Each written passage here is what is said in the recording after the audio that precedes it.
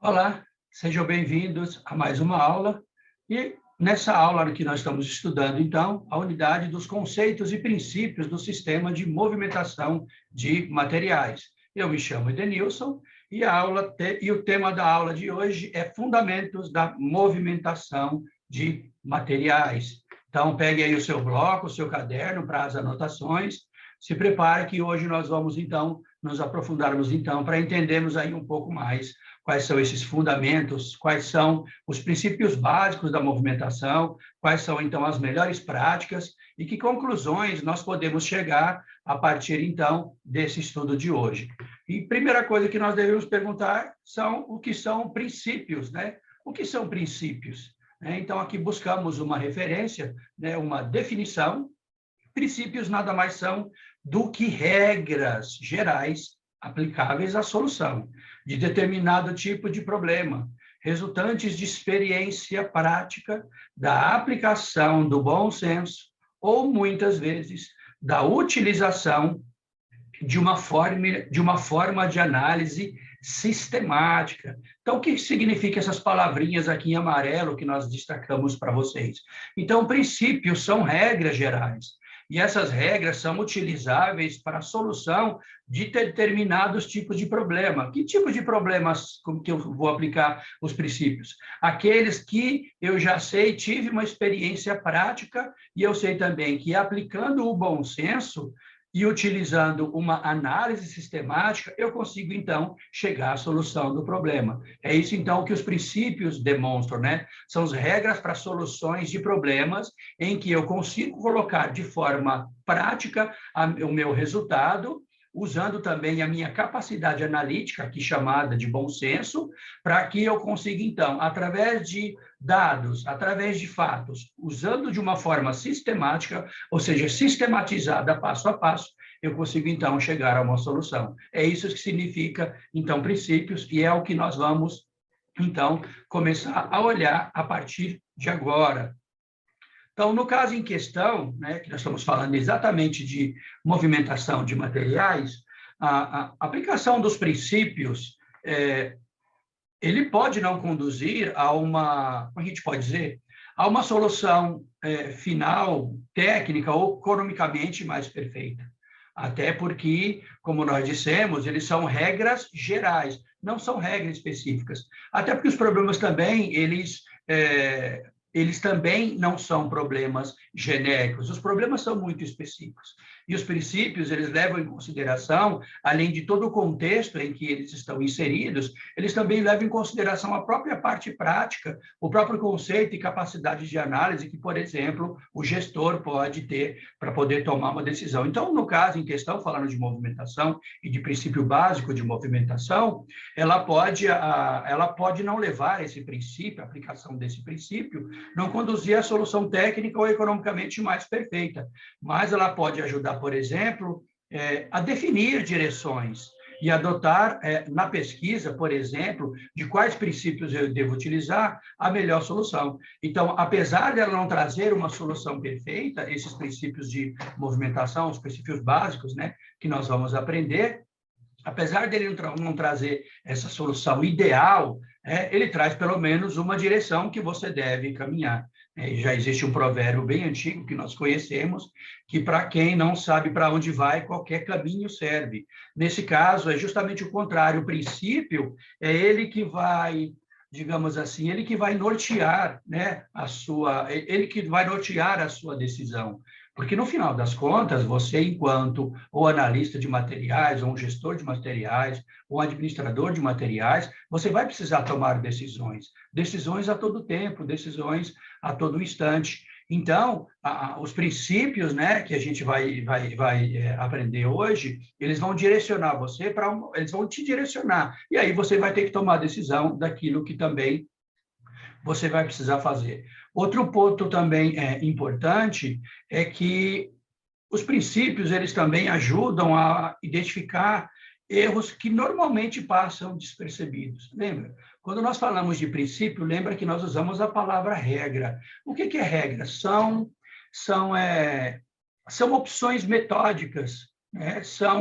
são concepções metódicas, ou seja, de método que foi experimentado, que foi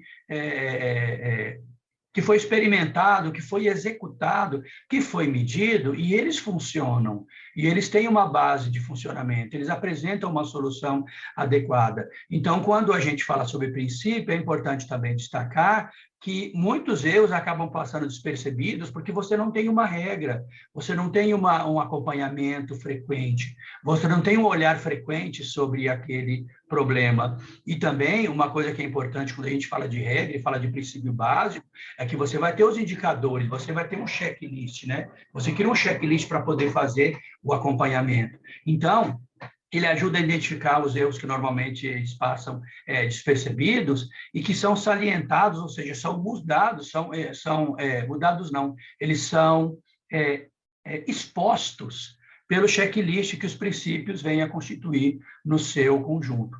Claro que nós vamos falar de 10 princípios, né, que são básicos, mas depois nós vamos falar sobre os 25 princípios de movimentação, e esses princípios, todos eles têm regras que são aplicáveis para cada situação. Então, é como se fosse o manual, né, o manual do administrador de materiais. É isso que a gente vai ver, então, na aula de hoje. Tudo bem? Então, pessoal, esses princípios, eles dizem respeito, em linhas gerais, podemos dizer assim, a utilização econômica do equipamento. O que é utilização econômica? Como eu consigo utilizar da melhor maneira possível os equipamentos? Como é que eu consigo utilizar o equipamento da maneira mais eficiente, da maneira mais ótima, que eu consigo explorar todo o recurso dele, porque o equipamento ele vai depreciando, o equipamento ele vai perdendo o seu valor de compra. Ou seja, se ele deprecia, eu preciso, durante esse período, usar ele na sua máxima capacidade. Então, esses princípios eles vão dizer respeito à utilização econômica do planejamento, aliás, desculpe, do equipamento. Também eles vão dizer respeito ao planejamento das operações e de sua execução adequada, e eles podem servir também, né, para o gestor de materiais, tanto como uma referência básica para reexaminar a prática adotada do Departamento de Administração de Materiais de uma fábrica, por exemplo, quanto para a guia de um novo sistema. E eu acho que isso que eu acho não, né? Eu tenho certeza que é isso que faz aí toda essa diferença. Por quê? Faz a diferença. Por quê? Porque as particularidades, cada instalação, cada planta, como eu falei para vocês das plantas, por exemplo, de cerveja da Ambev, né, cada planta ela tem a sua particularidade de instalação, né, e a particularidade dessas instalações, tanto das plantas quanto nas instalações mesmo, instalações de cada unidade, elas também irão contribuir para dar um significado exato a cada princípio quando posto em prática, né? Seria muito inocente de nossa parte acreditar que os princípios podem ser implantados em sua completude, independente da unidade. Muitas das vezes não é possível a sua aplicação, mas você tem que pelo menos escolher, e é uma conclusão que a gente acaba chegando, aqueles que são mais efetivos e que garantem a máxima eficiência do seu negócio, para que a empresa, então, possa chegar, como é que a gente pode dizer, para que a empresa possa atingir os resultados para a qual ela foi criada, para a qual ela foi elaborada. Então, um princípio em norma geral, podemos dizer, explorando um pouco mais aí o princípio, o princípio ele é uma norma geral, fundamental ou outra afirmação de uma verdade observada. Ou seja, por isso que a gente chama de regra. É por isso que chama-se de regra. Qual é a regra, por exemplo, se você vai atravessar uma rua, que a gente aprende já desde pequenininho, né? Papai e mamãe sempre falam para a gente, né? Olha, quando você for atravessar a rua, olha para a direita e olha para a esquerda. Por quê? Porque pode vir um carro. Então, é uma regra. Por quê?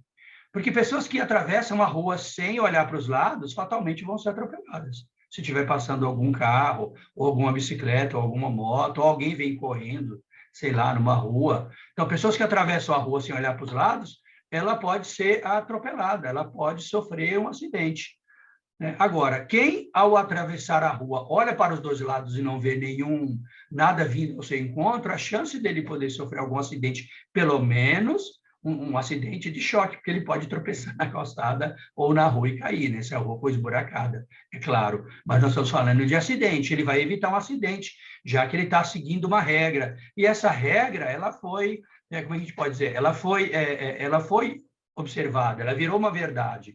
Né? É igual o farol vermelho. Não passa no farol vermelho, porque farol vermelho significa que você não deve atravessar. Ah, mas eu sempre passo, nunca acontece nada. Então, né? Mas fatalmente vai acontecer. É por isso que existe a sinalização. Por quê? Porque a sinalização foi criada justamente para evitar o acidente. Por quê? Porque observando-se, né? E quando a gente fala sobre essa questão de semáforo, de sinalização de rua, quem criou isso foi aqui pelo menos, quando a gente fala do nosso continente, foram os astecas e maias. Nas descobertas, né? Os incas, os astecas e os maias, quando se fez a descoberta, né, dos seus locais, e que fizeram as cavações arqueológicas, as descobertas, eles perceberam que eles já tinham um sistema de sinalização, sistema de irrigação, sistema de saneamento básico, e isso há séculos e séculos e séculos atrás. Então, um princípio, ela é uma norma geral, ela é fundamental, porque ela é fundamentada, e ela é uma afirmação de uma verdade que foi observada, testada e que realmente funciona. E com o decorrer do tempo, determinadas verdades, né, que a gente pode entender que são fundamentais da movimentação de materiais, elas foram descobertas como existentes. O que significa? Que os princípios da movimentação de materiais são frequentemente úteis em que momento? Quando a gente faz alguma análise, ou no planejamento, no gerenciamento das atividades e sistemas de movimentação. Pelo menos, né, esses princípios, eles vão ajudar o administrador de materiais a formar um alicerce básico, um alicerce sólido, sobre o qual pode-se começar a construir conhecimento técnico de materiais, de movimentação de materiais. Lembra quando nós falamos sobre alicerce sólido, que é aquilo que sustenta uma construção? Então, o principal valor dos princípios de movimentação de materiais é que eles vão servir como um ponto de partida para uma relação no qual as atividades e os sistemas existentes de movimentação de materiais podem ser comparados e podem ser avaliados. A movimentação de materiais, como qualquer outra ciência, ela também tem certos princípios que nos capacitam a entendê-las cada vez mais claramente. Traz princípios vitais, eles nos ajudam a avaliar melhor o sistema de movimentação e, dessa maneira, nós podemos afirmar se esse sistema está, pelo menos, basicamente correto, ok? Então, vamos um pouquinho mais para frente, uma breve introdução para a gente entender aí o que são esses princípios e como eles são importantes, mas vamos ver, então, agora, inicialmente, como eu disse para você, não eram 10, são 15, que são os fundamentos efetivos. Aqui são fundamentos, tá? Não são os princípios, os 25 princípios, nós vamos ver ainda um pouco mais para frente. Tá bom?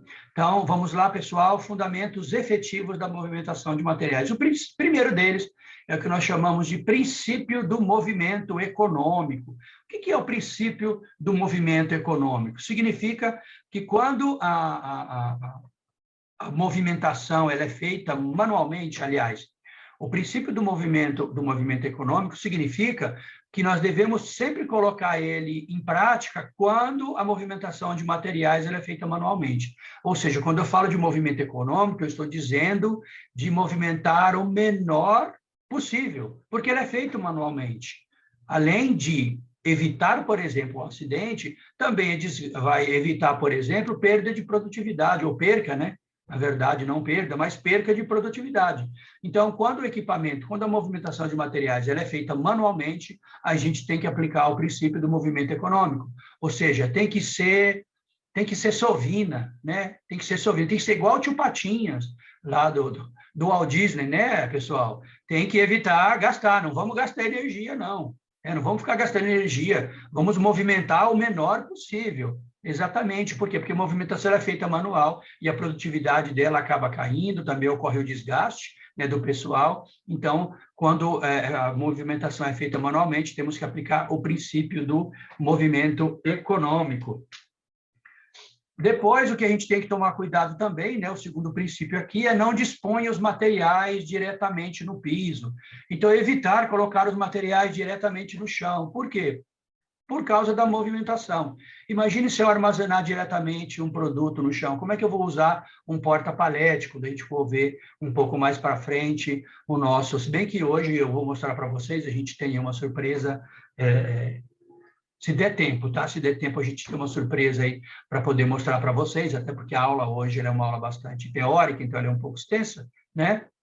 Então, pode ser que a gente não consiga abordar todo o conteúdo, mas vamos continuar aqui. Então, evite colocar os materiais diretamente no chão. Primeiro, por uma simples questão de a própria salvaguarda do material. Então, se é uma caixa de papelão, você coloca no chão, se molhar o piso, estraga a caixa de papelão, né? Outra coisa também, se você coloca diretamente no chão, como é que você vai movimentar esse material? Como é que você vai levantar esse material do chão se ele não tem nenhum palete, né? Que é aquela estrutura de madeira que você coloca as mercadorias em cima. Como é que você vai levantar esse material e poder transportá-lo? Fora que também você corre o risco, né, de causar algum dano no próprio produto ao armazená-lo no chão. Então, um outro fundamento efetivo da movimentação de materiais, todos esses, lembrando que são por observação e experimentação que funcionam. Evite colocar os materiais diretamente no chão.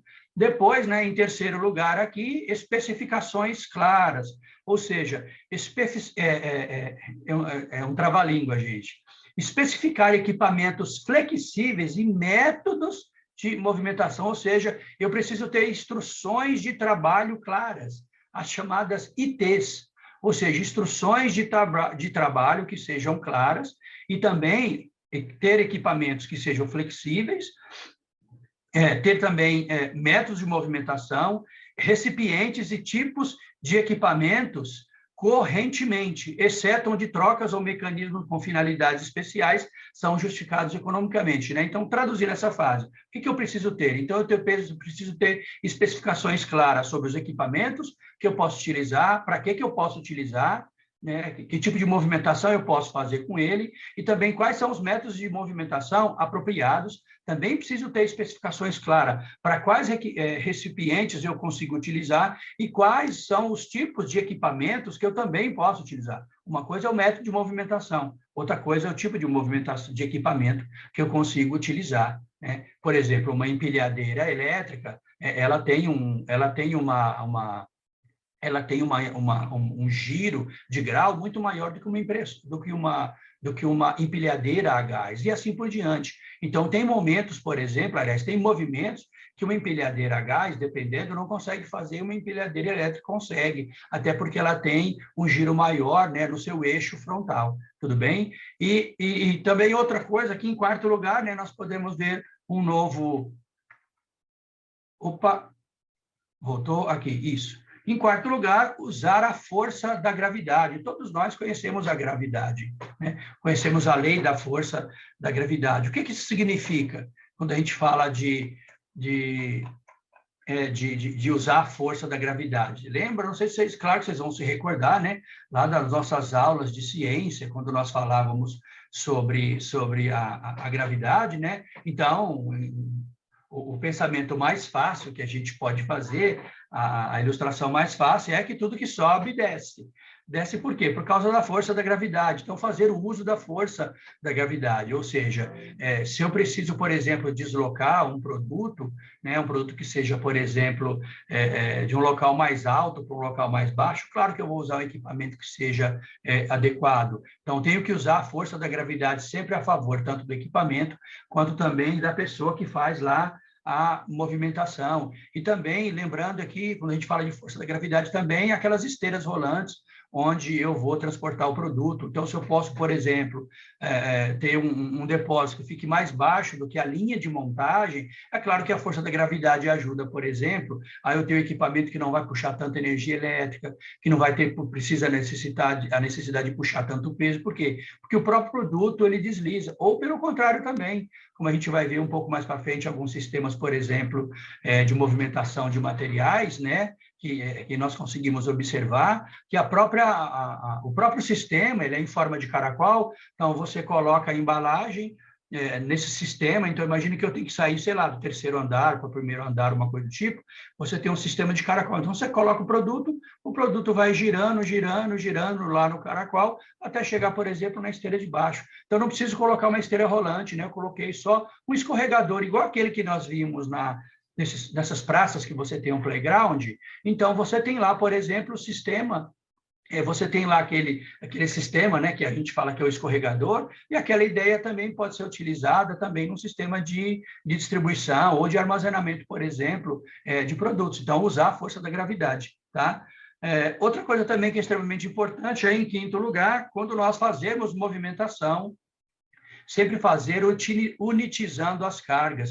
O que significa? Sempre quando nós formos fazer materiais, for movimentar, sempre movimentar em lote, sempre unitizar. O que é unitizar? É colocar tudo num único pallet, para mim não ter que fazer várias movimentações desnecessárias.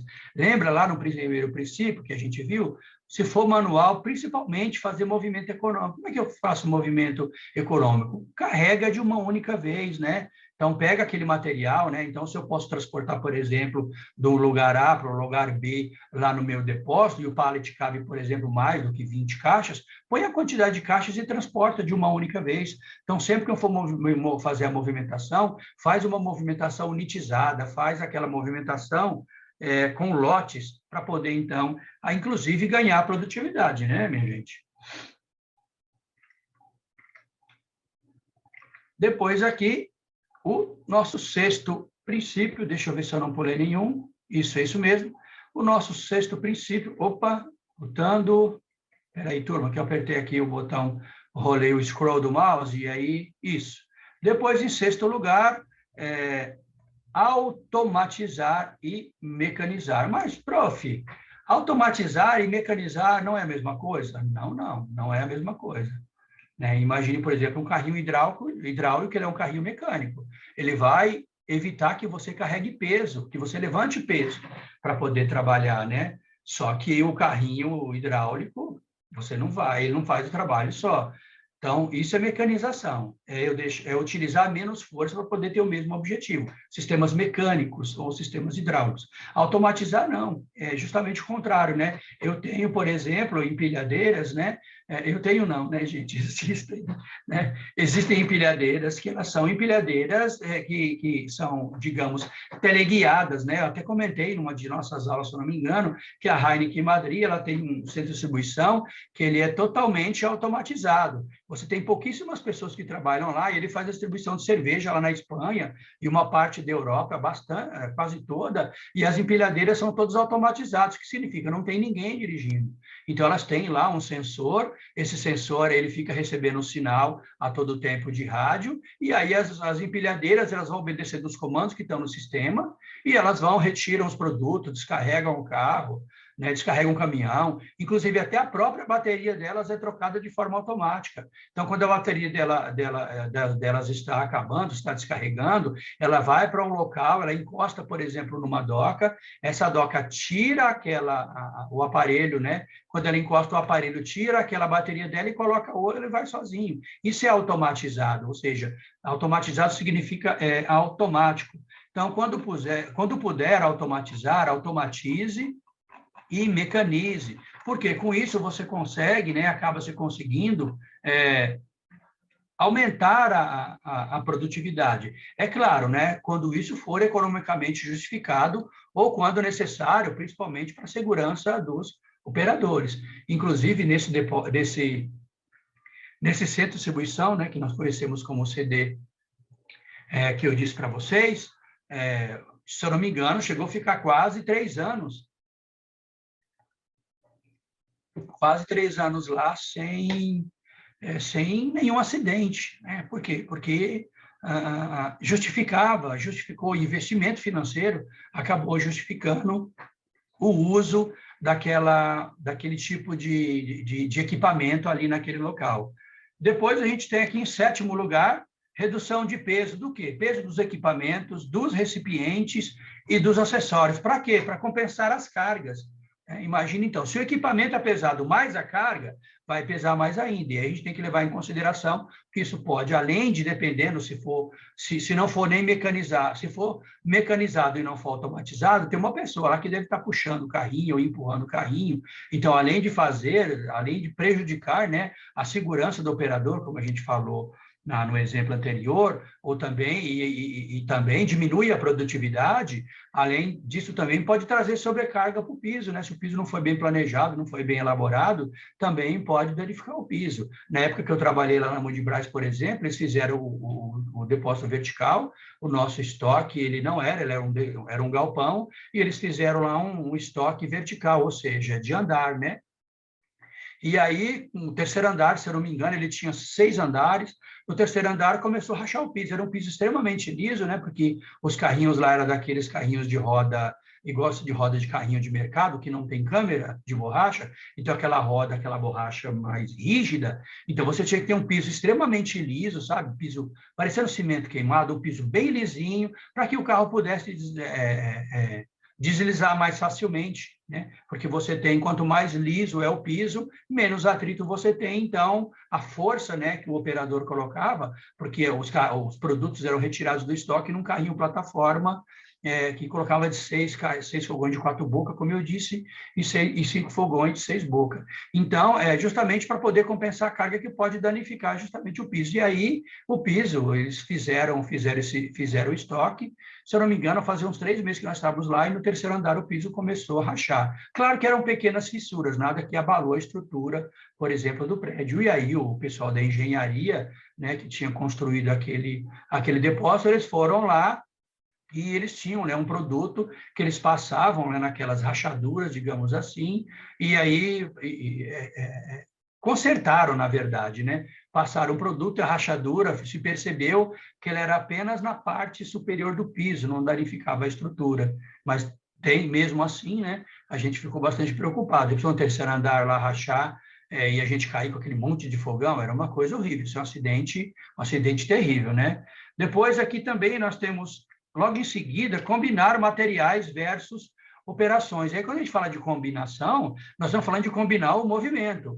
Ou seja, eu só levo para a produção aquilo que a produção vai necessitar. Eu não preciso levar para a produção material que ela não vai usar. E aí a gente pode usar um exemplo, né? Eu posso usar, na verdade, um exemplo da Multibras. Quando, por exemplo, eu lembro que eu falei para vocês que eu ficava colocando aquelas travessas na parte inferior do fogão, então eu tinha que afixar as travessas com rebite, para que outra pessoa colocasse, por exemplo, o pé, né? A pessoa logo ao meu lado, né? Então, eu colocava isso, a pessoa do lado ia fazer outro serviço, que agora eu não me lembro, uma outra tarefa, né, dele, e colocava os pés e ele tinha que levantar o fogão, porque a pessoa depois dele ia ter que colocar aquela parte superior que eu falei para vocês, que ela vinha montada da submontagem, que era a parte onde tinha aqueles canutilhos, onde vai o gás. Ele tinha que instalar aquilo, fazer os testes, para depois uma outra pessoa colocar aquela placa de proteção, né, de aço inox, que vai no fogão. Então, o container que vinha, ele era bem pequeno, era um container, uma gaiola bem pequena, ela deveria ter, se não me engano, 60 por 1,20, não, 60 por 1, ela tinha 60 de profundidade, por 1 metro de largura, e de altura ela deveria ter uns 60 centímetros. Mas como as travessas elas eram bem fininhas, então ia muita travessa lá. Apesar dele ser 60 por 60 e por 60 também, né? Nós estamos falando de objeto 3D, então largura, altura e profundidade, ela era pesada, era bastante pesada. Então, para a pessoa trazer, para o operador trazer o repositor, que a gente chamava aqui, ele chamava Arimateia, né? Eu lembrei dele por causa daquele homem da Bíblia, né, da parábola.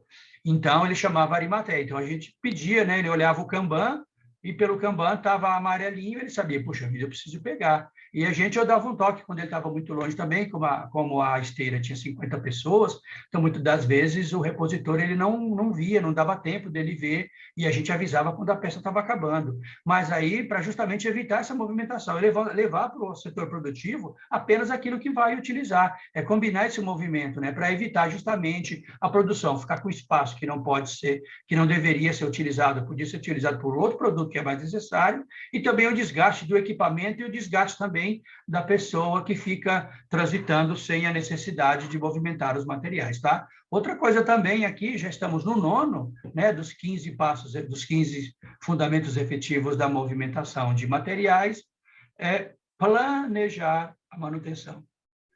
E essa palavra planejar, você pode ver que ele é uma palavra que está em infinitivo. Planejar não termina, mas é uma coisa que dificilmente, né, eu diria que é uma ação dificilmente que nós prestamos bastante atenção e fazemos.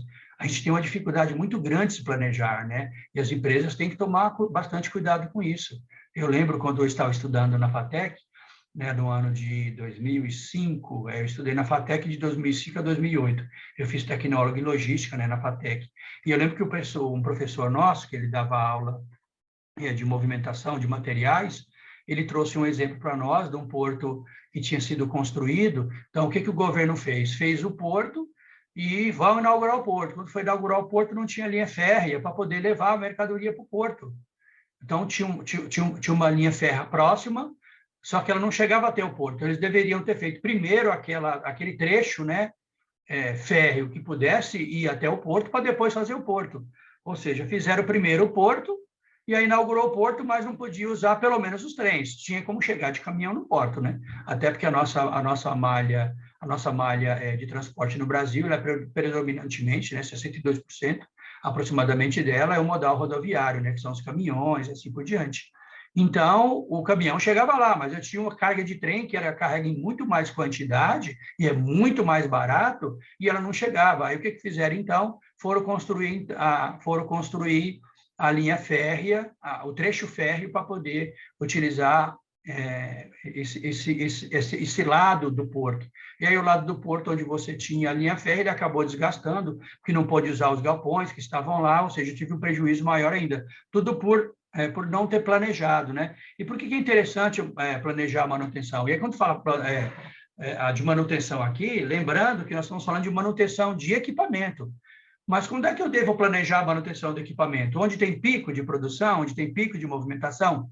Não. Eu devo fazer o planejamento da manutenção nos períodos em que aquele equipamento não será utilizado.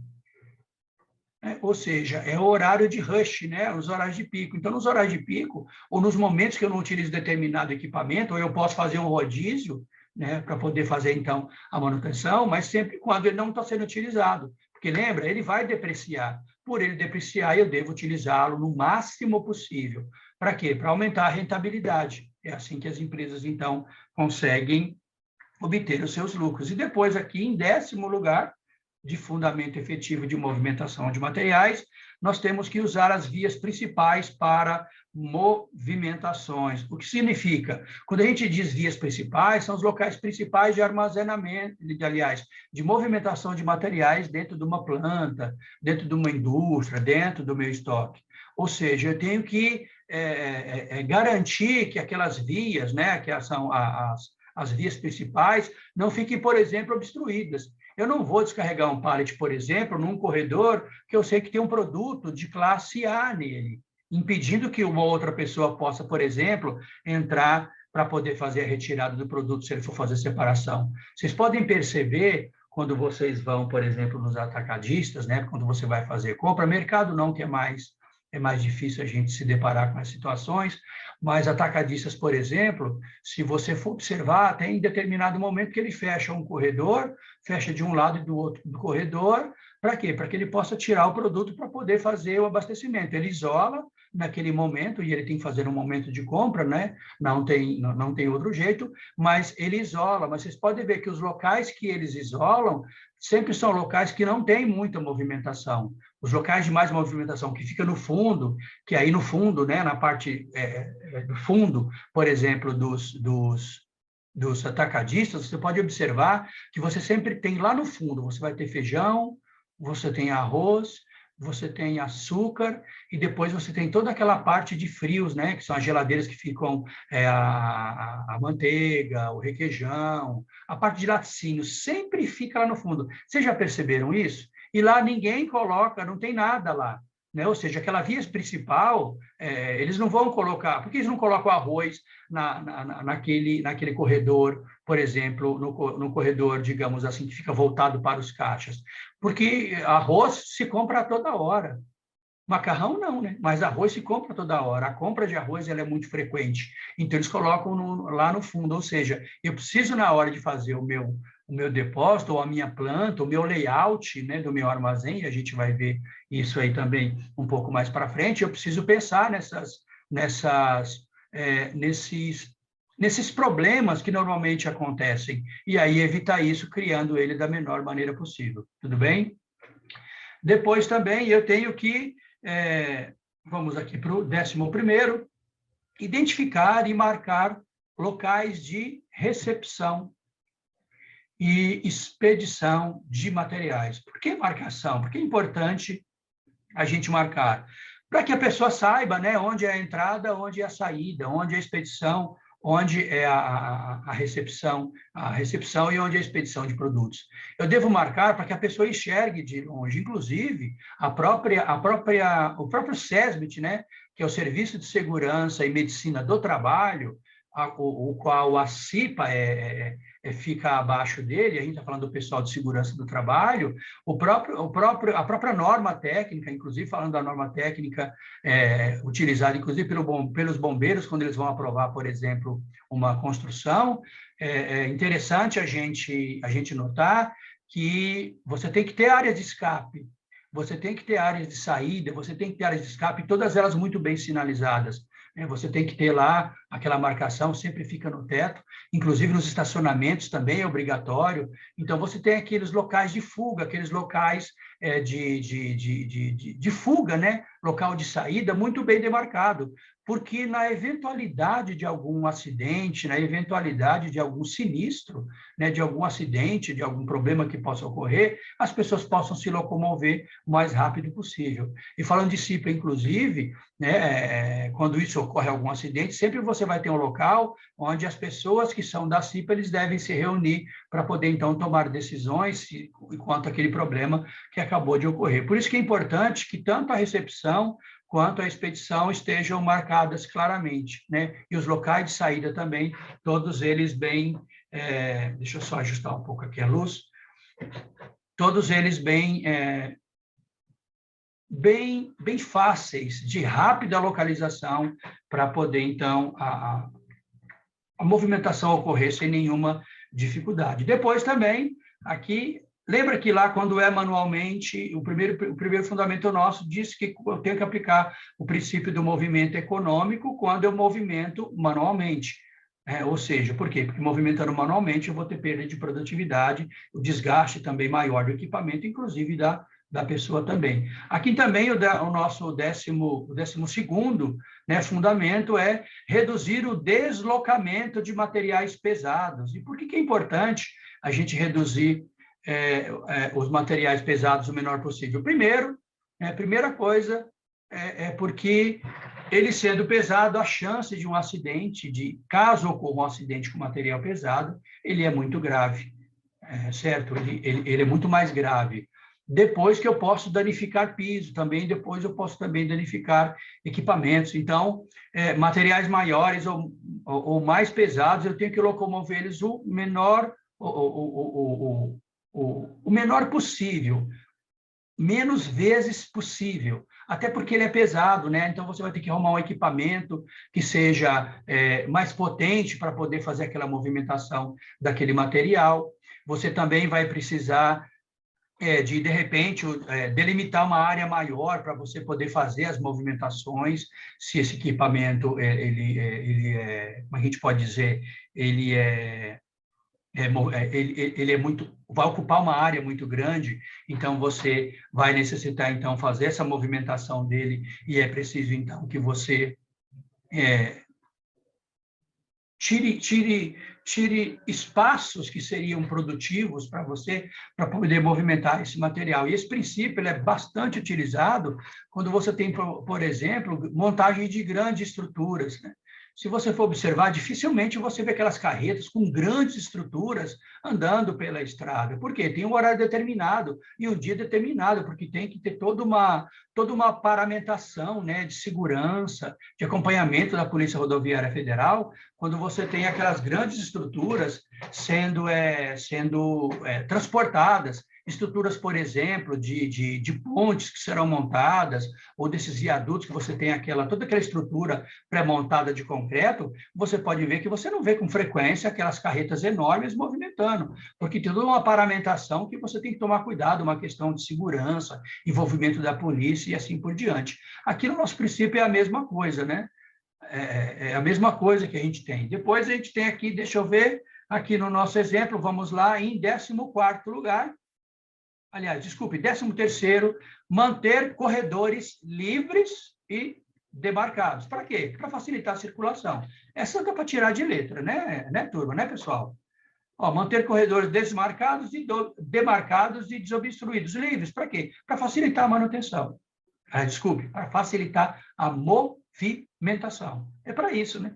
Quanto mais livre é o meu corredor, com menos desobstruído ele é, mais fácil eu consigo transitar por ele, e aí eu consigo, então, numa separação, num pick list, por exemplo, que eu vou fazer uma separação de pedido, né, o ajudante do estoque ou o almoxarife, ele ir no estoque, o almoxarifado pegar um produto, ele vai se locomover, ele não vai ter obstrução, ele consegue ir e voltar rapidamente, né? Então, a gente aumenta a capacidade produtiva, tá bom?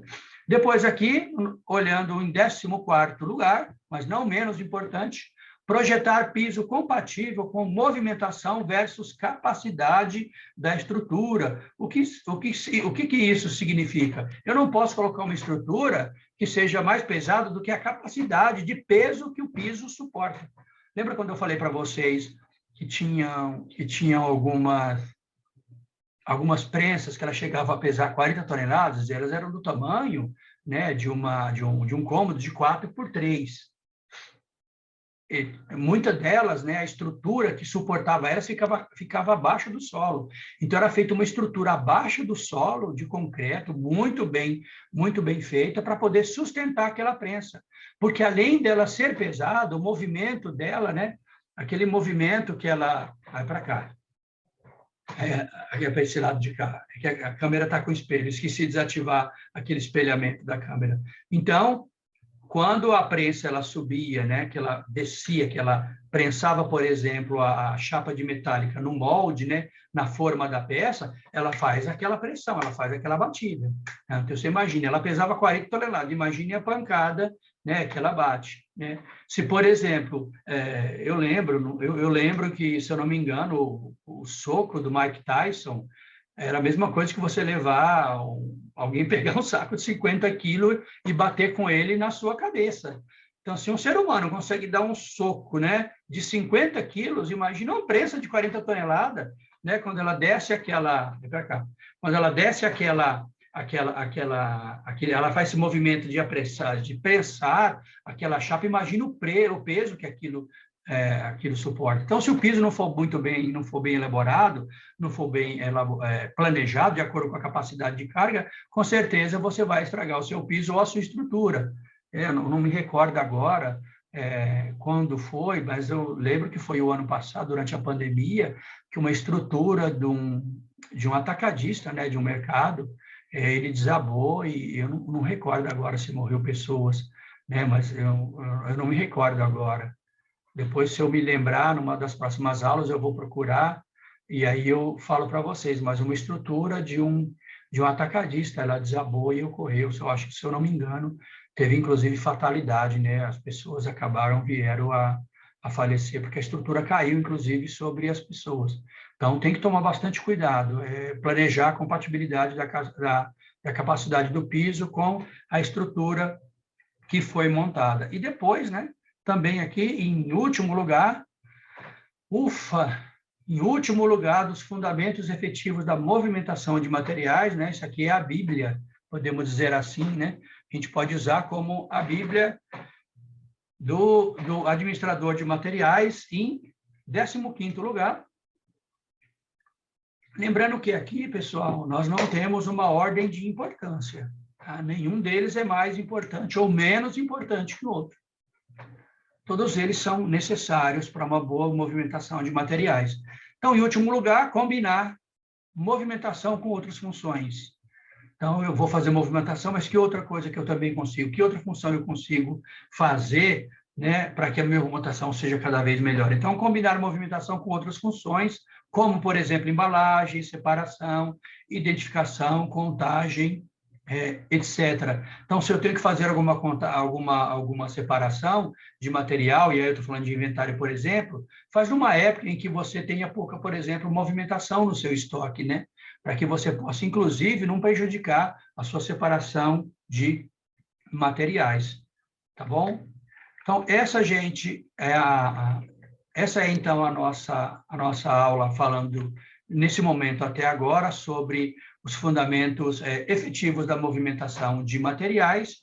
E agora vamos para o nosso próximo passo, que são os princípios de movimentação e armazenagem de materiais. Mas antes disso, antes da gente continuar, eu gostaria de mostrar então para vocês aqui, já para nós deixarmos os princípios para poder falar depois, vamos mostrar aqui para vocês então um vídeo, na verdade, uma logística de que como o brasileiro precisa ser, como é que a gente pode dizer? Como é que o brasileiro precisa ser estudado pela NASA? Deixa eu colocar aqui para vocês, vou passar os slides, vai ser bem rápido. Opa, para o compartilhamento. Vamos voltar aqui para compartilhar. Espera aí, turma. É nessa parte aqui, eu passei direto por ele. Deixa eu ver ali, do slide atual. Vou vir aqui e compartilhar de novo a tela. Só um instante. Desculpa o Pro, passei muito rápido. Isso, acho melhor a gente olhar esse vídeo agora e depois, a próxima aula, nós falamos então sobre os 25 princípios de movimentação de materiais. Vamos lá? Até coloquei aqui a nossa amiga Águia, né? Nossa parceira Águia, uma visão muito apurada, um senso de sobrevivência enorme, representa muitas das vezes aí o administrador de materiais, né? Então, ela está dizendo aqui para nós, né, a nossa Águia, brasileiro precisa ser estudado pela NASA. Então, vamos lá para o nosso vídeo. Foi retirado desse blog, né, desse vlog, na verdade, que é um videolog, e a Barca Vlog. Aqui está o endereço lá do YouTube. Caso vocês queiram assistir, é só pegar esse endereço, digitá-lo no seu navegador e você pode assistir quantas vezes você quiser. Então, vamos para o vídeo.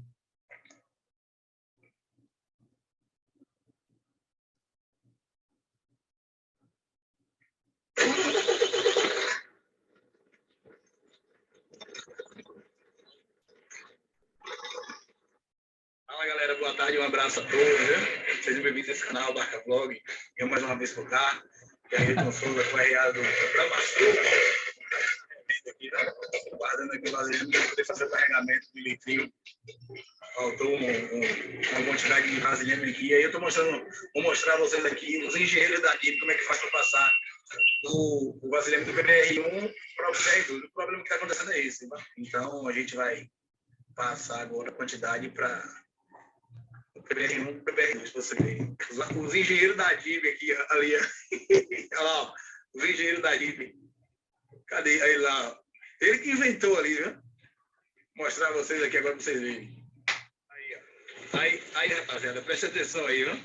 Colocaram um pallet ali, esse litrinho tá no PBR1, e a galera da roda aí tá carregando. Quando vai arrumar o carro acaba arrumando no PBR1. E tem que passar o PBR2, lá na fábrica só aceita PBR2. Vamos passar fazendo de um pallet para o outro. Ele fez o teste em um pallet, só deu certo, né? A gente vai fazer agora em mais, para ver se dá certo.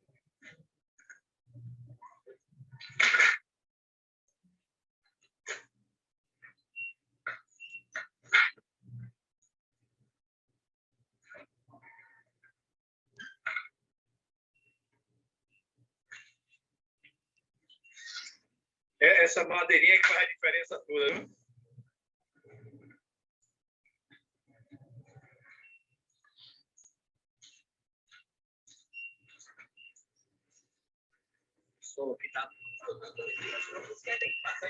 Ah, tô ligado. Foi mesmo? Aí, rapaziada.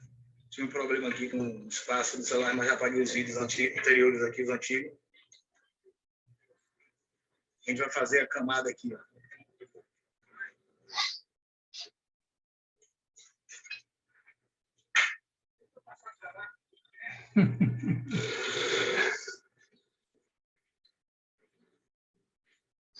Vou tentar passar lá para não atrapalhar a empilhadeira aqui. Olha ele aí, ó. Carrão.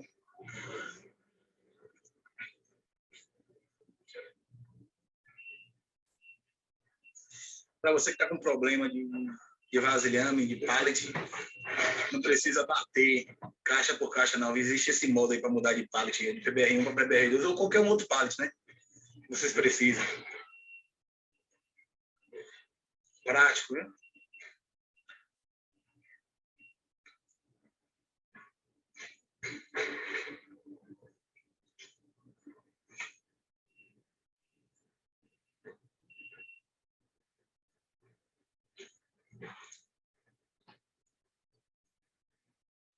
Será que vocês já entenderam aí o que, é que vai acontecer?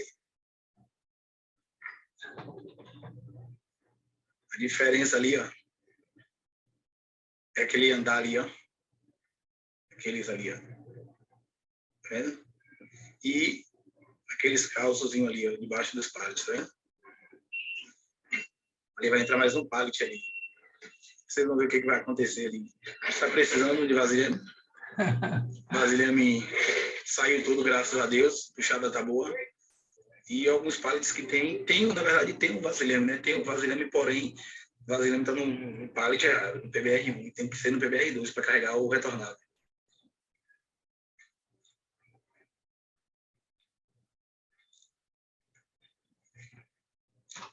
Tirar essa luva aqui que está me atrapalhando.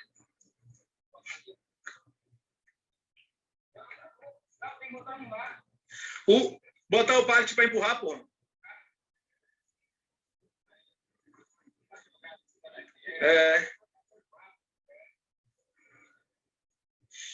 O bonitão é esse aqui, ó. Aí ele aí.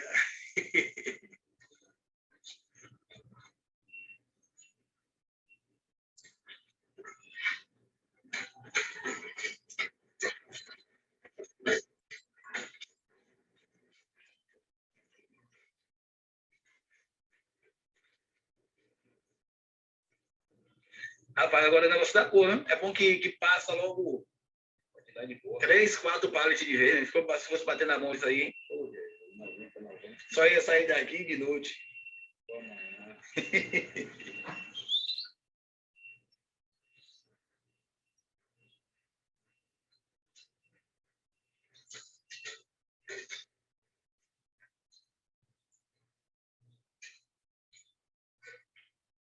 Apaguei o vídeo, já liberou 31 minutos de gravação, tá vendo?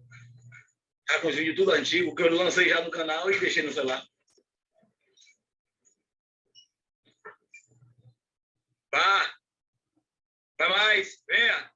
Venha! Fica olhando, gente, o que vai acontecer. Brasileiro tem que ser estudado pela NASA. Olha lá. Aí, foi demais, foi demais. Volta um pouquinho. Aí tá bom, aí tá bom.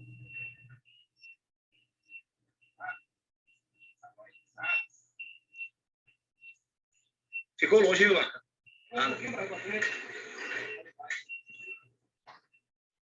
Aí, pessoal, lá, ó.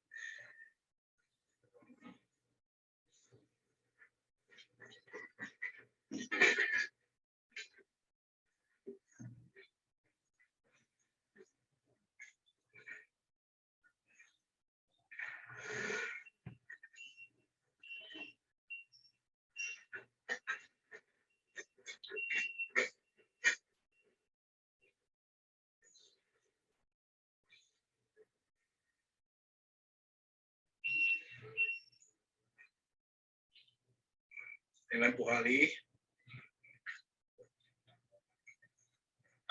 Bora. Tá? Vai. Vá. Vai.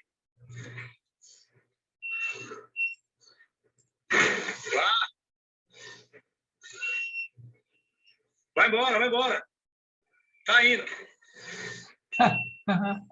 É porque pesou mais. Rapaz, essa muito bem. Dinheiro da DIB aí, ó. Muito bem. Então, de parabéns, dinheiros da DIB.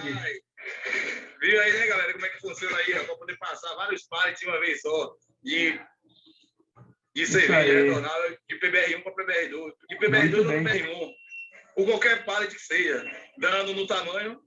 Valeu. Martelo?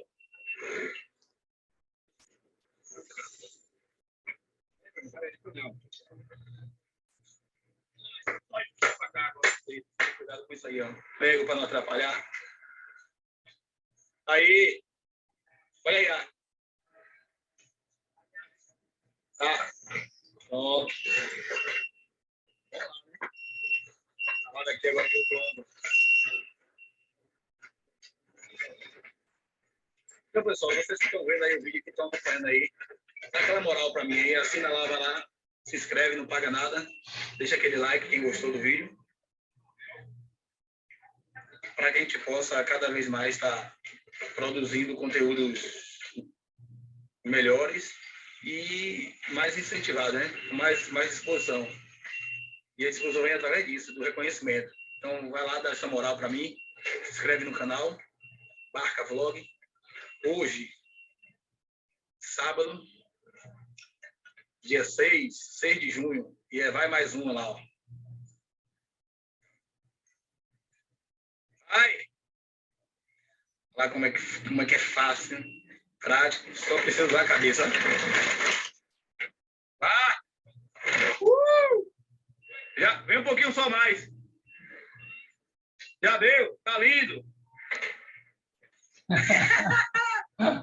Essa é a galera da DIB, meu patrão, viu? Valeu, rapaziada. Não se esqueça de se inscrever no canal, viu? Barca Vlog, dá essa moral lá pra mim. Um abraço a todos, fiquem com Deus. Parabéns. Muito bom. Vamos dividir acelerar ali daqui a pouquinho, né? Buscando aqui mais um compromisso, carregamento lá pra noite. Horário qualificado. Carrão qualificado. Só terminar de jogar para fechar o side ali e acelerar o carrão. Valeu, meu pessoal. Um abraço a todos aí. Fiquem com Deus. Bom fim de semana a todos. Tudo de bom.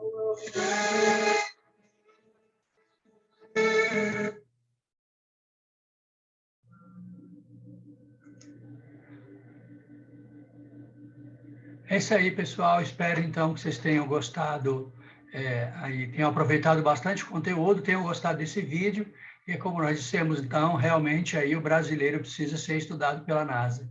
E aí a gente tem que levar em consideração também que, apesar de não ser feito, como a gente pode dizer, a movimentação manual, ela seria feita manual se não fosse por palete, que eles teriam que tirar caixa por caixa e remontar todo cada pallet desse, que quando ele fala de PBR1, PBR2, é que o PBR1 é um pallet padrão, que ele tem 1 metro por 1 metro, né? E o pallet PBR2 não, né? Ele tem 1,20 m por 1,20 m, então ele é maior, e acaba, então, e a fábrica só recebe no pallet padrão, por isso que ele tem que passar de um pallet para o outro. E para não fazer isso manualmente, o que eles fizeram, né? Usaram essa estrutura aí, e a gente pode utilizar aquele primeiro princípio, que é o primeiro fundamento, na verdade, que ele fala que é você fazer a movimentação econômica, movimentar a menor maneira, a menor quantidade de vezes possível. E foi o que eles fizeram no vídeo, então estamos de parabéns aí o pessoal lá da revenda da DIB e da Ambev, tá bom? Então, muito obrigado por ficarmos juntos até agora, e vejo vocês na próxima aula. Para cá, né? Sempre esqueço. Bye, bye, turma. Bye, bye. Até a próxima aula.